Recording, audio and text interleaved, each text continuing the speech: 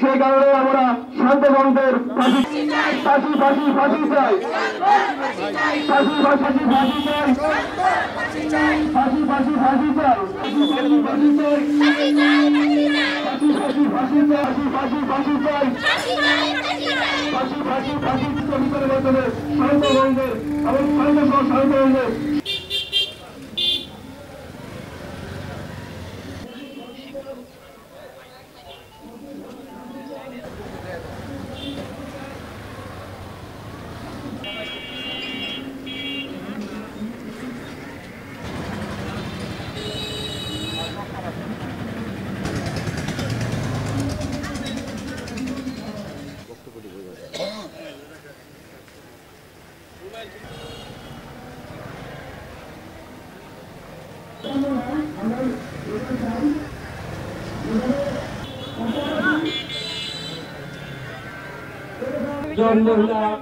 সে পরপর 4টি মেয়ে সন্তান, বাচ্চাটিও একজন মেয়ে সন্তান।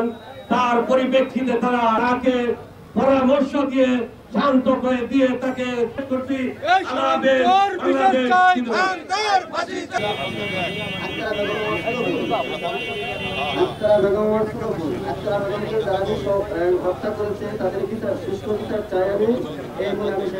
মানুষের আমি যতটুকু জানি যে মানুষের কিছু কিছু নেশা থাকে, যে নেশাগুলো এটা তার শরীর তার রক্তে মিশে থাকে।